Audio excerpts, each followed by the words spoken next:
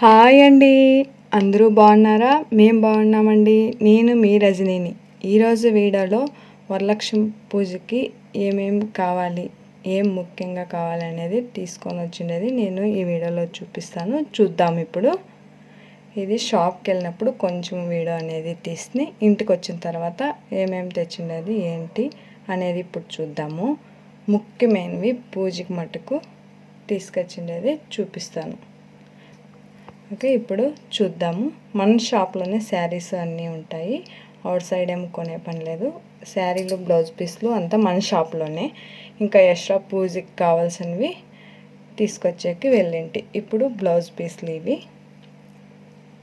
ఇంకా ఒక పెండ్లు ఉంది నెక్స్ట్ వీక్లో. అప్పుడు గిఫ్ట్ ఇచ్చాక ఆ పాప డ్రెస్ దేవుని ముందర పెట్టి ఇద్దాము అనేసి అది తెస్తిని. ఒకటి అమ్మవారికి కట్టేదానికి, ఒకటి పూజలో పెట్టుకునేకి 2 శారీలు అనేది ఎత్తుకొని వచ్చినాను షాప్ని. ఇంకా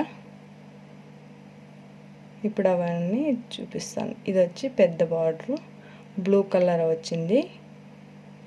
ఇది అమ్మవారి ముందర పెడతాను. ఇంకొకటి వచ్చి కడతాను. దానికి బార్డర్ రాలేదు, ప్లెయిన్గా వచ్చింది.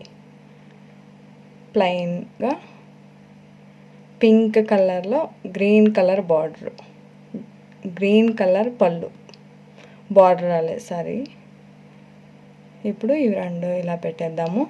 ఇప్పుడు శారీస్ కట్టకన్నా కలిసి పెట్టకన్నా ఉండేవాళ్ళు కూడాను ముఖ్యంగా పూజకి ఏం కావాలి అనేది ఇప్పుడు చూద్దాం.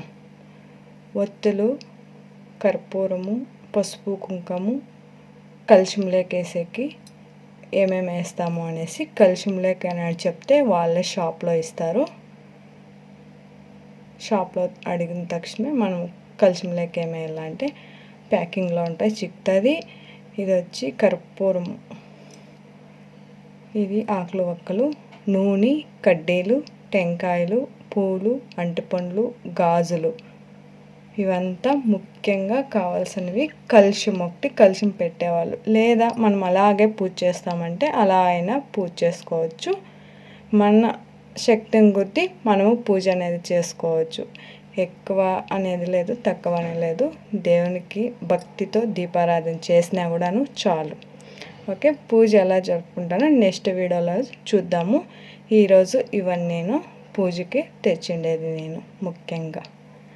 ఇంకా ఎక్స్ట్రా గిఫ్ట్లు అవి ఇవ్వాలంటే తెచ్చుకోవచ్చు. Okay friend, video thank you.